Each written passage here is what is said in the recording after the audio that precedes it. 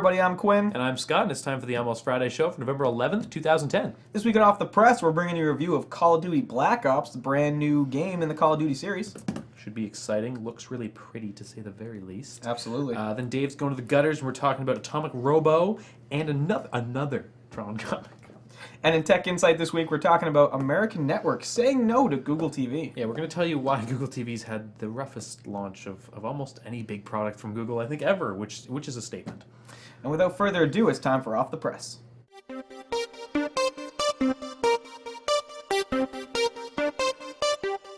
everybody, welcome to Off the Press this week. Sam's feeling a little under the weather, so Sean's filling in, because apparently he still knows stuff, which is always beneficial. I claim to. I can't really guarantee it. No. Disclaimer, we don't actually claim to know anything about whatever we talk about. It's all a bunch of fabricated opinions. But hey, it works out. It does. And most of the time, it's fairly accurate. Yeah. Like this time, like what we're going to talk about right now, fairly accurate. And that's that the BBC iPlayer, which is really popular out there in the BBC world, Awesome. is apparently going international. Oh, So that's even better. if you watch a bunch of BBC shows, so things like Doctor Who and Top Gear and other stuff like that, you used to be able, well, if you were in the UK, you could go to BBC and you could watch all the shows. We can do that in Canada for some Canadian shows and some American shows. So this is a stream service then? Yeah, exactly. Oh, but okay. Unfortunately, if you lived in Canada and want to use BBC Player, it'd be like, hey, you're not from BBC. Rah. You know, Right. or you're not from the UK. UK. So you wouldn't be able to use it. But there's some rumors that it's going to be going international. Cool. Which is pretty cool, especially for us who watch a bunch of BBC shows. Yeah. Right now, we don't know. It might have a fee, so there might be a cost to it. It might either be ad-supported or a pay-to-use kind of thing. So I'm okay with ad-supported. I can deal with ads if it's a pay, depending on what it is. Yeah, I mean, if it's a small fee, like a couple bucks a month, then I can watch Top Gear and Doctor Who and some other really decent BBC shows, then I'd probably be okay with it. But if it's like $10 a month, ooh, no way. Yeah, so that's too much dosh for that. I don't know what BBC is going to do. I'm kind of hoping ad-supported. That would seem the most logical. It would get them the most amount of people. And, I mean, but obviously, it's always a toss-up, because if you go ad-supported, you'll make less money from ads, obviously, because you're not, inclined to have to click them. That's true. But if you go paid, you'll get less people using it in general. So, it's always a 50-50 with that. I'm sure they'll figure it out, and it'll work out. Definitely. Top Gear. It's good to have it. It is, It's for hard. sure. It's very hard to get it, up to date. Absolutely. I've been finding lately. So Well, because unfortunately, A&E here, yeah, I think A&E? it's A&E. I forget what channel plays it. Yeah. But it's like, hey, here's an episode of Top Gear from 2002. Yeah. No, It's old. This car is so new.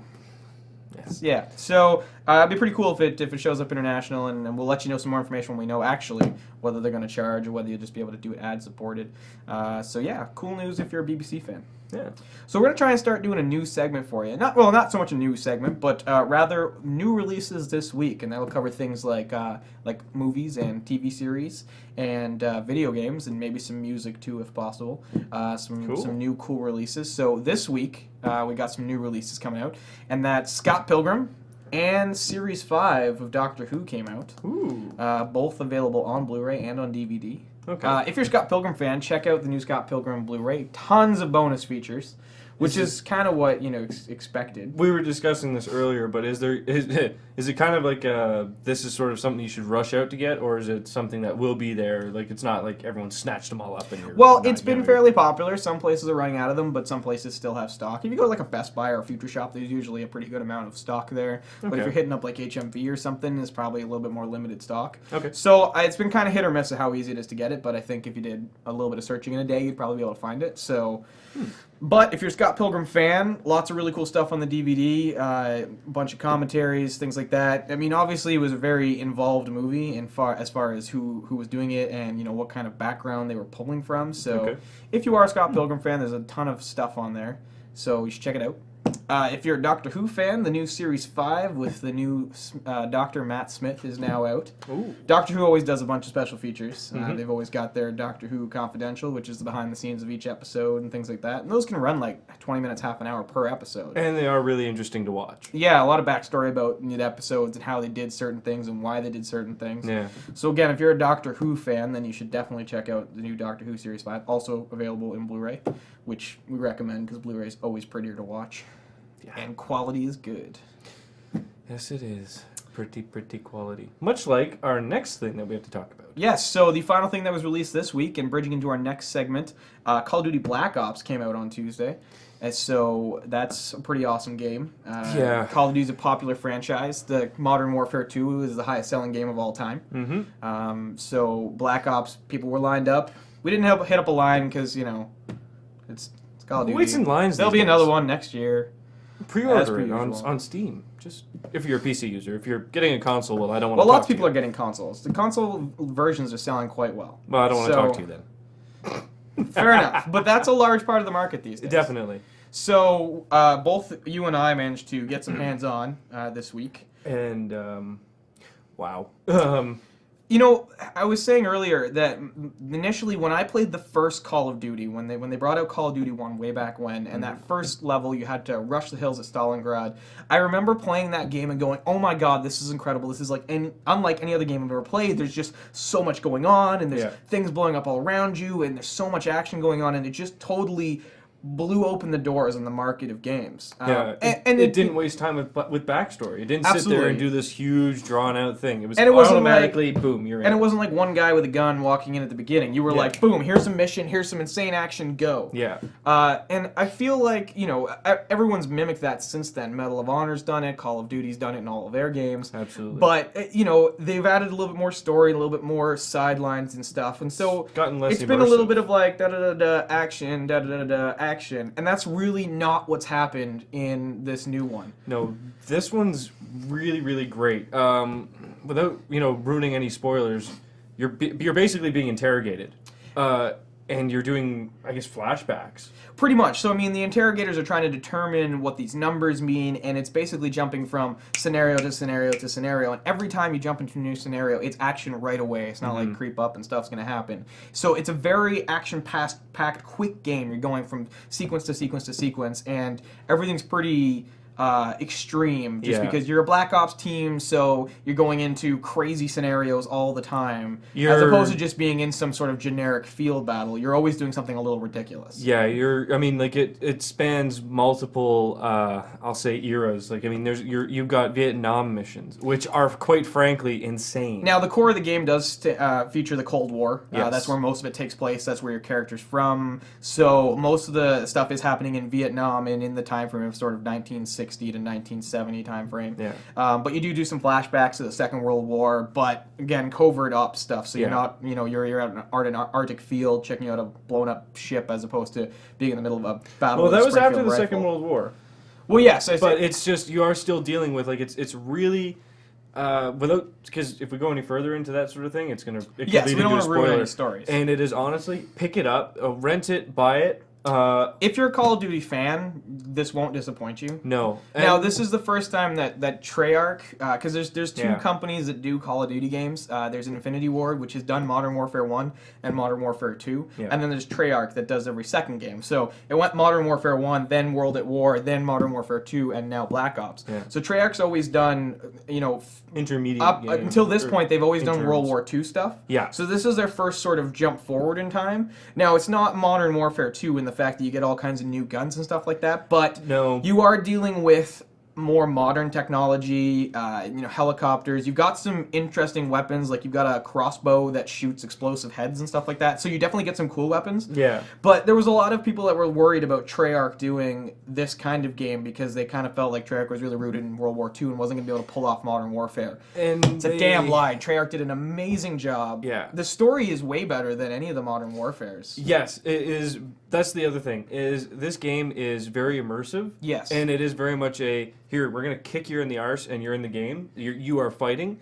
But the story behind it and the little plot twists that start coming in, and the little other tidbits that gets sort of revealed throughout the interrogation and all that, something very interesting. Pay attention. This isn't for your usual run and gun, frothing at the mouth. If you don't sort of care at all player. about story, you're probably going to find it a bit of a weird game to play because it is really story driven, but not in a sense that you feel like you have to.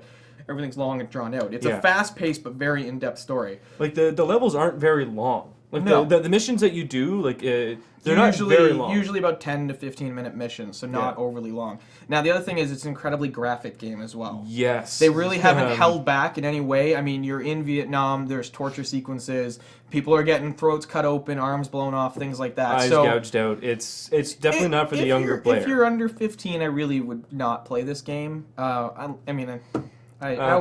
I don't want to censor people, but it's a really graphic game, and it might be a bit over the top for younger kids, for sure. Yeah, there's some scenes where it gets into something pretty deep, and it's Now they do give you the option to turn the more graphic stuff off without ruining the storyline. But I mean, again, if you're a hardcore gamer, you're going to want to keep everything in because it is a full part of the game. Yeah, and it's also part of its immersion. Is you need to some of these scenes you do need to see because it really sets the tone.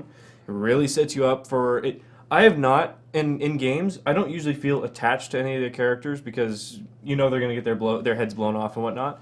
There is a scene where a character gets killed and another one's getting tortured, and honestly, I have not felt any more want than I felt in this game to go after the guys who tortured or killed them. Yeah. Like, it becomes I want to go avenge this guy. It's a virtual character, but the way they've set up the character design and the progression throughout it is great.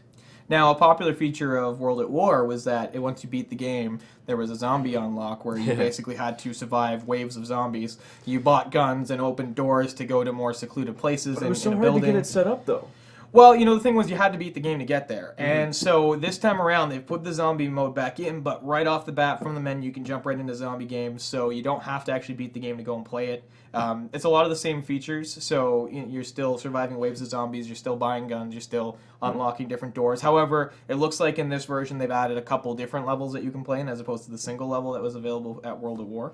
I never played the zombie match. It's because me and my brother, we have it on PC. And we were fighting to get it to work. It never seemed to go, and I haven't played the newest one, so it's jump right in if you like the old game. So it's cool because they kept that around, and you got some new weapons and new stuff to play that game with, and some new levels. So that's cool. Okay. Multiplayer is pretty much the standard of what Modern Warfare 2 was. It's the same sort of leveling system with character classes and stuff like that. They've done a little bit more pre-built stuff, and you don't have to work as hard for some stuff, so you can kind of jump into the game a little bit easier. Obviously, a bunch of new levels. So if you are a fan of Modern Warfare 2's multiplayer system, it's good to pick up Black Ops just so you can get some new levels to play in. But otherwise, combat's the guns are going to be a little bit older era and stuff like that. But because it's in the 60s, you're not losing all the cool stuff. Still got your M16s and stuff like that. Yeah. So overall, I think it's a fantastic game. I think story-wise, it beats out all the other Call of Duties. Absolutely. Just in the way it keeps you going. So it's a non-stop. Like, it's hard to put the game down. Yeah. Because you want to see what's coming up next. So I'd probably give it like a 9.5 out of 10 for a game. I hate scores, but yeah, I'd give it a 9.5 or a 10. Like, honestly, it's too far in between that it should be a 10. I had a couple of gripes, but they're not really worth mentioning. But yeah, so I would agree. High score anyway. All right, well go check out that game, rent it, pick it up, something like that. It's really awesome if you like first-person shooters, especially Call of Duty series. It's definitely one of the top choices. That wraps up Off the Press this week, and we'll be right back with this guy and Dave for From the Gutters.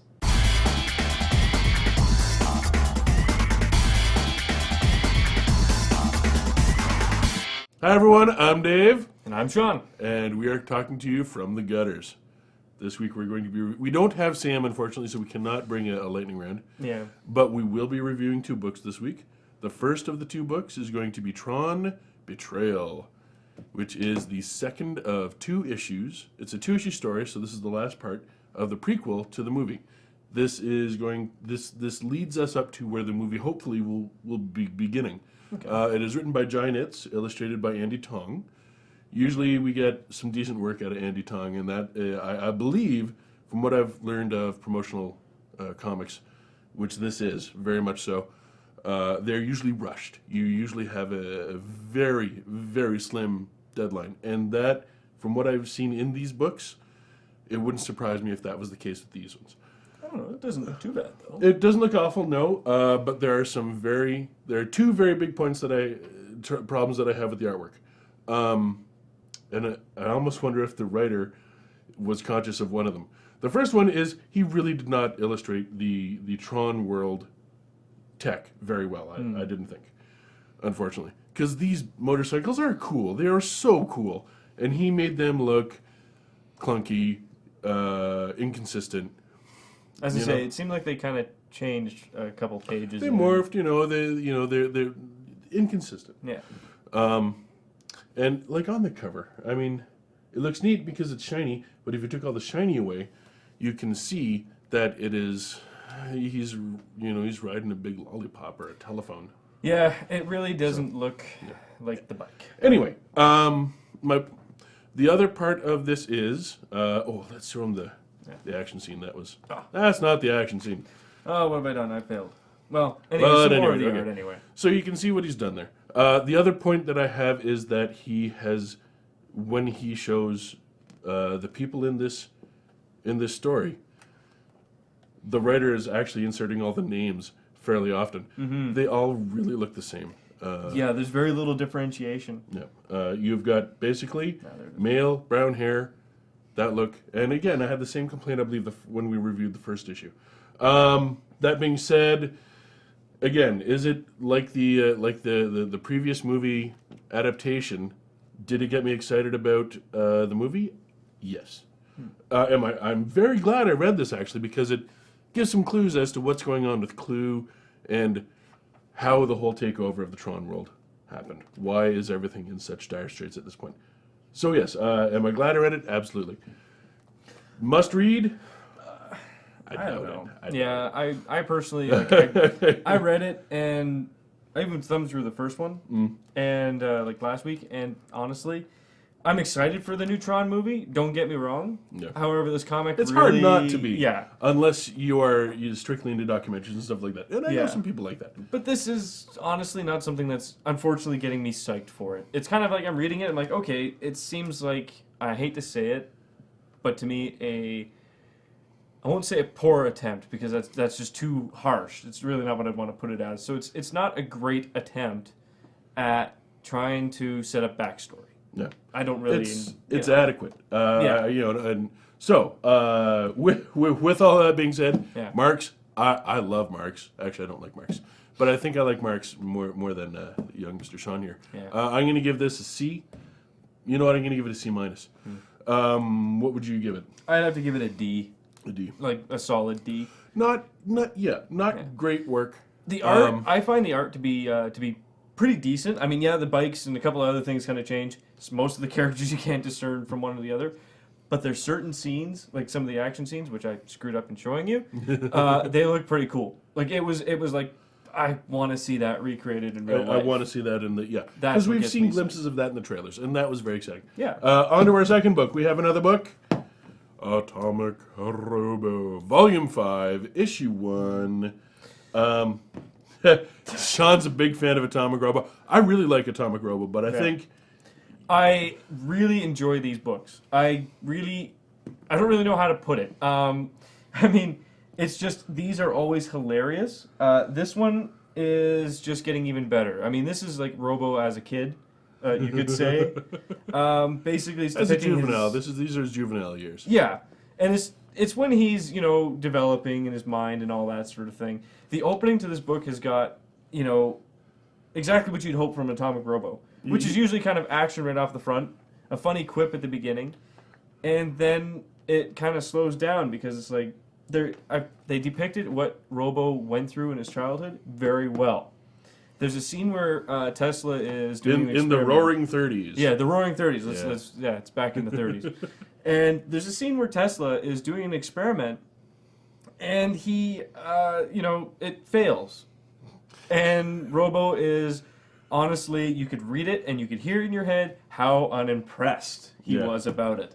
It's the writing style really does bring across the emotional state of all the characters. Sorry, just to of course bring it back up. It's written by Brian Clevenger and illustrated by Scott Wegener, and which I'm actually following on Twitter now. Both of them. Yeah, same. Really good, really interesting people to listen to. They're very prolific in terms of their Twitter notes. Yep.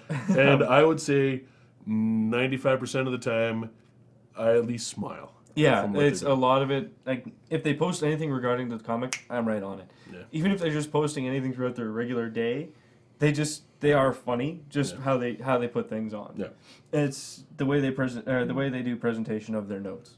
In terms of the book, I mean, we're both fans. Yeah. If they're putting out books, we're buying them. You know what though? I would even tell anyone who's never read Atomic Robo before, because the story bounces between eras. There's not really a set a storyline really. Actually, there is. Certain ones have it, but for the most part, it's jumping between certain parts in Robo's life.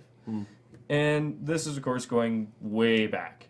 And honestly, even if you've never read this before, even if you start at volume 5... It's a great jumping on point, I would say. Exactly. Which they've also been saying as well. Yeah.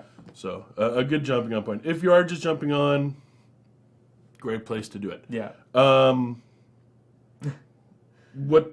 Deadly Art of Science is the name of this book. Yeah. Of this story arc. Yeah.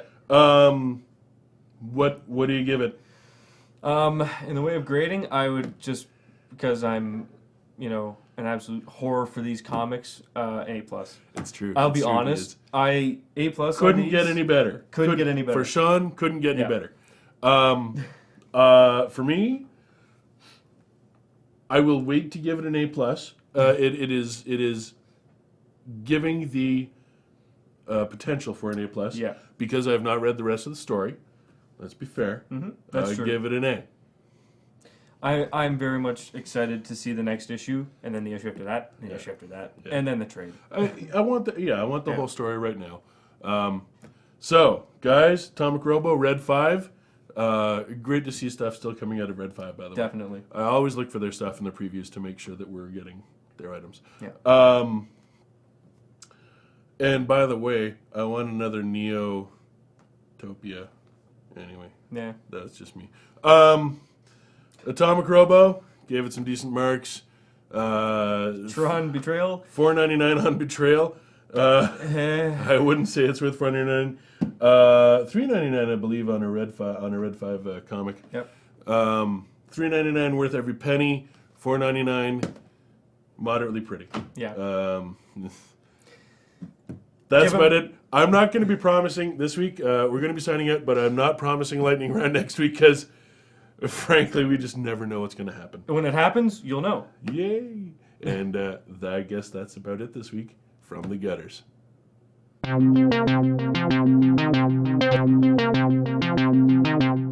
Hey everybody, welcome to Tech Insight. We're kicking it off with some Google TV news. So we talked about Google TV when it came out, and like before it came out, and before it came out, because it looks pretty exciting. And then there was some time where it was in infancy, and we were like, oh, that oh, was look, cute. Google TV, Yeah. oh, that's adorable. Well, it came out, and now basically all the major networks are crushing it in its infancy. They're just, With a large band hammer. Yeah. So what's basically happening, the way Google TV works, just quick recap, is it basically takes your TV as well as web content and merges them all into kind of one experience. So if you want to watch like The Simpsons, it'll search on your cable box as well as the internet, and bring up like, oh, you can watch it on Fox.com or whatever, or you could watch this one that's showing right now. On channel 358 Exactly. or whatever. Yes, exactly. So what's going on now is like Fox, ABC, NBC, basically all the major networks in the States have said, oh, by the way, Google TV, you can't access our web content. Now, why are they doing this? Good question. Yeah, no real answer to that one? They have been resistant to the whole letting you stream that content on anything that resembles a TV. Because even though it's the same content, Yes. they want that. The networks are going at it kind of saying, no, you go watch it on your computer. Yeah. If you want to watch it on your Or TV, your phone or whatever. yeah, if you want to watch it on your TV, you pay for it, Yeah. and watch it when it airs on cable or DVR or whatever. Which is kind of funny because it's like you're going to go pay for cable, but then you can only watch it when they tell you to, or you could not pay for cable and watch it whenever the heck you want to. Yeah, and it's the exact same content. And in some cases, you're going to end up watching more ads when you stream it than if you have a DVR. Well, I don't know about that because you got that like 3 minutes of ads between segments, whereas you've got like one ad when you watch it online. Well, yeah, but if I have it recorded, I suppose, Jenny. yes. But anyway, you could fast forward it. Yeah, Yes, but obviously. I don't know what's going on. They're really crushing Google TV And for really no legitimate purpose. yeah, I'm not sure what the access to Hulu is like. I'm assuming it's somewhat crippled as well. I don't really know. Well, and Hulu's going through this whole, hey, we're making a Plus thing right now, so... I think Hulu Plus is a good step. Yes, but not everything's getting I know, it's Hulu not going Plus, well. So, so Google's kind of like, oh, God, you're breaking our Yeah. kneecaps, and So now I they're don't- crawling through the dirt. I'm hoping Google throws its weight around here and kind of goes to Fox and says, look, we'll pay you some money or something. suppose. Google's a big company and they have a lot of influence, so I want to see something go down there. Now, here's my thing, though. Let's say Google TV goes nowhere. The only person that's really losing money on this is Logitech. And Sony. Right, so Google doesn't... If it fails, Google's like, well, done with that, I suppose. I mean, I'm sure they paid a decent amount of money in developing it I suppose. because it did take time and they had to get partnerships Yeah, with all but these Google's got companies, like but a room in the back that's developing how to make rats run in circles. I mean, they're just Google- doing it because well, they can. And on top of that, they print money. Well, that's So realistically, it doesn't really matter for It's a them. new a new web app. It's called Google Money. But and you know what? It Just prints wait, money. it's coming. 2011 first Yeah, quarter. Google Money. But They've renamed Google Ads. It's no longer AdWords. It's Google Money. it's just they just ship you a box and money comes out of it. Yeah. Not their money, other people's money. It's very complicated. But There's a network of exchange going on, and it's ridiculous. they don't want you to know. The way Google we're not supposed No. to tell you about Google Money. You hear nothing. Nothing. But Google always wants their stuff to work. That's why they do Android. You know, Yes. if Android caves, That's why they lose that's nothing. why they leave things in beta for like 7 years. Yeah, I mean, it's why they have like 1,000 services and about 10 that are good. Because they're kind of like, let's just throw a bunch of sticks in the fire Let's and see what works. They're like, we have lots of money and lots of smart people. Let's do everything. Yeah. So I kind of want Google TV to go somewhere because it's kind of the most. It's interesting. Yeah, I think it could. It go shows somewhere promise, good. for yeah, sure. Yeah, it could be. It could be like Android, where it was like, oh, that's kind of neat, and then now it's actually adopted. So Number maybe, one operating system. So. Yeah, so I'm kind of hoping Google TV will get picked up and put back together. But that's what I've noticed about a lot of television broadcasters like NBC and ABC. They're in this weird spot where they're like, we'll do things like give you the internet, but then they don't do this, and it kind of points out that there's a bunch of old people running the chair Yeah, they don't that are kind of like, understand. oh, I'm afraid of that, and they're like, why? It's like, I don't know, but I just Yeah. am, so it's not happening. It's because Like, it's new ways they don't, and they haven't fully figured out monetization on the internet yet, no. to the same degree. Whereas I think NBC is kind of like, we can make money on the internet. NBC's the forming partner behind Hulu, right? That was Okay, their so push. So Hulu's ABC is kind independent. of like, we can make money on the I don't know. internet. Everyone's kind of dabbling. In Canada, we don't have these problems because our networks just don't do it. And we don't make television shows Yeah. either. Other than like CTV, which has a respectable offering, but sometimes they take chunks of it out, and it's kind of confusing. And let's be honest, 75% of Canada doesn't know how to use the internet or Also, how to get onto it. if you had a Google TV in Canada, you probably couldn't stream anything. No, you wouldn't be I able to. highly doubt it. Because CTV's player, although there's a decent amount of content, really hard to make work in anything other than a desktop. It also angers me that they don't give you high def online. They do, only for 2 series. Oh, what the And hell? and they haven't. Don't worry about it. It's really another and, story. And you need Story for another Silverlight. day. So Oh. yeah, long story. But I think Google TV. I want it to go somewhere. So maybe we'll keep you updated if something exciting happens. But right now, if you have a Google TV, you're just watching TV through another box. You have TV with a search box. And hey, you can use Netflix on it and other things like that. But other than that, you should have just bought an Xbox or something. I suppose. Too bad. Could have played some games. Yeah. Like Call of Duty Black Ops. Yeah. Tablets. BlackBerry, the playbook we know is coming out next year. 7-inch tablet, ridiculously high specs compared to iPad or Galaxy Tab or something like that. Or so they're claiming at this point. So they're saying. I mean, I don't think has anyone actually had a hands-on with one yet? Not Because I yet. know the No. demos were just running videos. they have had demos of the OS now. Oh, okay. Someone came and added an Adobe thing or something like that. Anyway, Jim Basile, who's the co-CEO, I still think that's weird, of RIM, has said, "Hey, by the way, guys, iPad under $500. Now that could mean $499, which I still think's What do you mean? maybe okay. RIM playbook under $500. So what did I say? iPad. My bad. The RIM BlackBerry Playbook will be under $500. So I think that's a good start because no matter what, it's cheaper than the iPad. In Canada, the iPad's $549. Yes.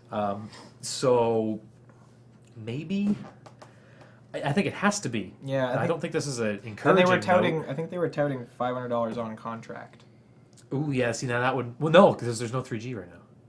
Oh yeah. Well, okay. So Who knows? Who knows? Oh, I mean, it's unconfirmed hard drive space, and there's unconfirmed input types and stuff like that. So There's a lot of there's a lot of unconfirmed things that we don't know about the playbook that I don't understand. So why I mean, we don't know it. It looks pretty, but I think it has the potential to be good.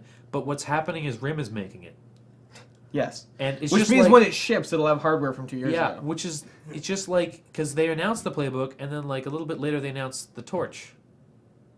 And you're like, well, the playbook has The playbook seems really awesome, and then you made the torch, and I'm like, and you're kind of like, well, that's the same company doing two different things that make no sense. my toast in the morning is better than this. Like I met people with torches who immediately go, why did I buy this?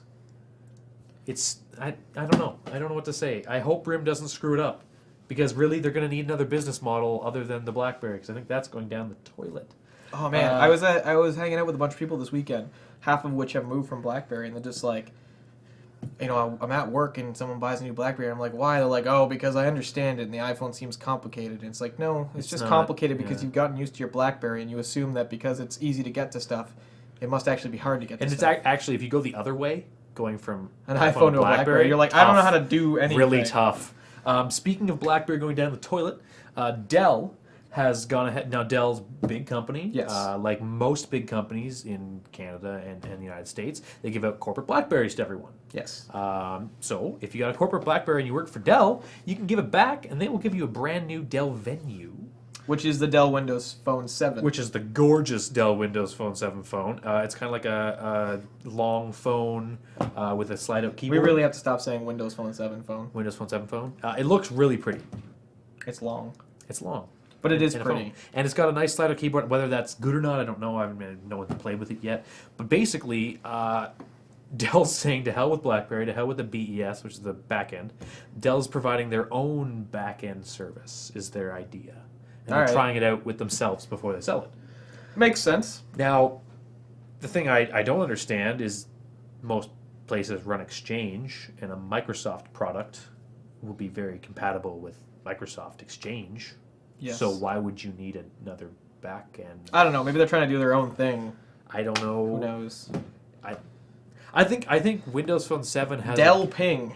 I don't know what they're doing, but good. I think it's a good way to get Dell's phones out there. Yes. Because then if Dell employees have Dell phones, they can say, "Hey, this phone's actually good." Yeah, I've and actually used it. the other problem is that Windows Phone 7 had a rather meager launch.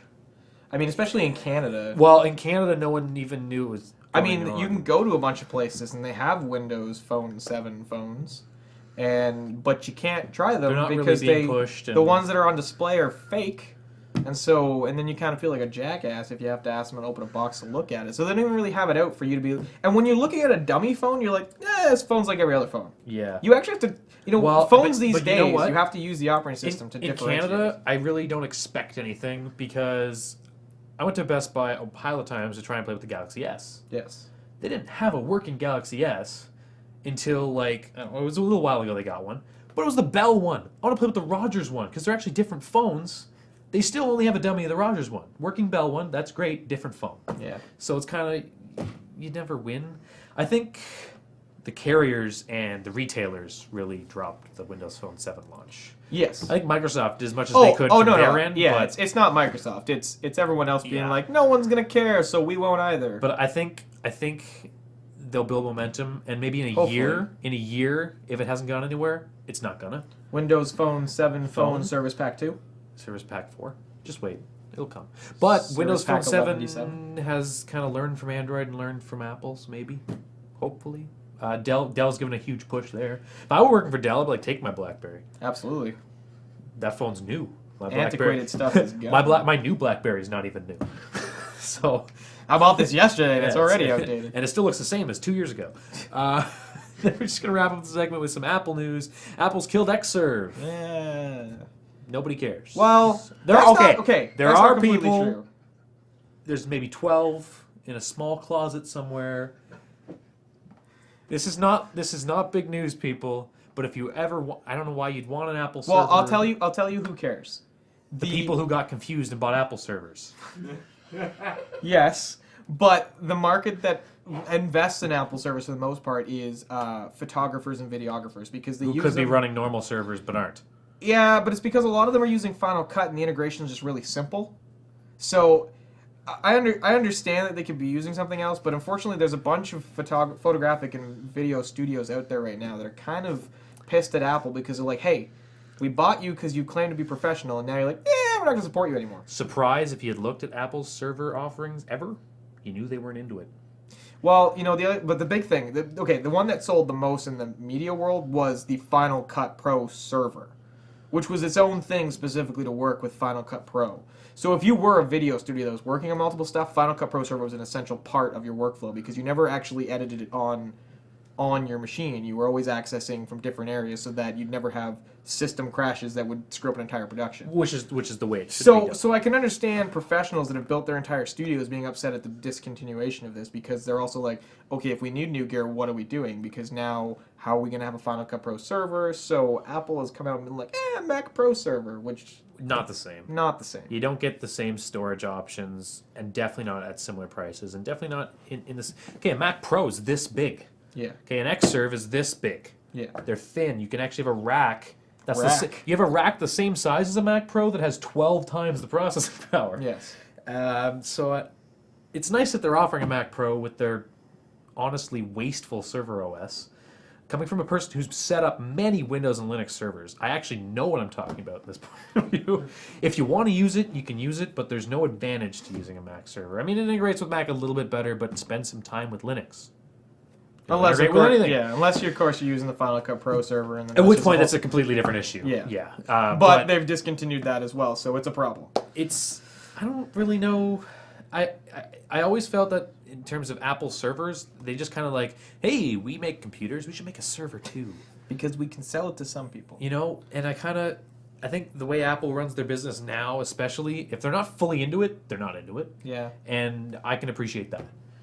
I think the issue is that a lot of people take this cutting back of the server as Apple going, you know what, we're done with professionals, we just want to sell iPads.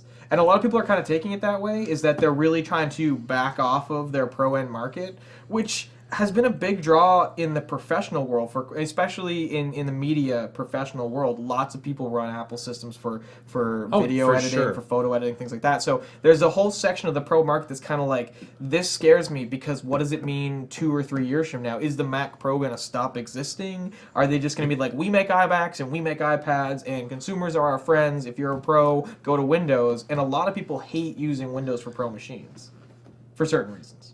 Well, there's no founded reasons anymore, but I think the big the big thing is Final Cut. I'm not saying yes, everyone moved to Windows machines because that would be ridiculous, but you could. I think the only way Apple can redeem themselves at this point is that if the next version of Final Cut came out, that it also was available for Windows. I think that the problem Apple's running into here is they don't make any money off that market. I suppose compared to the amount of money they're making off just iPhones. Yeah. Or just iPads, that market is doing nothing for them. And Steve Jobs is not stupid when it comes to money. He doesn't care about, realistically, he's a money guy. And you can tell it by all the decisions he's made. Yeah. That's why he goes back on his word all the time. He's like, I can make money off it now. Yeah. And he does it. So we'll see. We'll see what happens. We'll see how long Apple continues to claim to help professionals. There was something I read this week where a videographer emailed Steve Jobs and is like, listen, you have to tell me what's going on because I'm about to go out and buy Adobe products because your Final Cut 7 at this point is very lacking behind what Adobe can do. I mean, the big advent is HD DSLR video and every camera is using AVC HD now. Which and Adobe neither of those things are directly supported by Final Cut Pro. You have to transcode. Whereas Adobe's like, yeah, we'll work with both of them. So a lot of people are moving to Adobe because of that integration now. And so there was an email sent and Steve Jobs' response was, something big is coming for Final Cut next year. It's going to be in the springtime. And it's what I expected because they need to reboot Final Cut or they're done. Oh, yeah. But the thing is, if they're going to reboot Final Cut, it's like, how long are you going to keep supporting pro people if you keep cutting back on pro stuff? I'm worried about where Apple's going because I like their professional end products. From a software standpoint. From this point of view, now looking at Apple should sell Final Cut.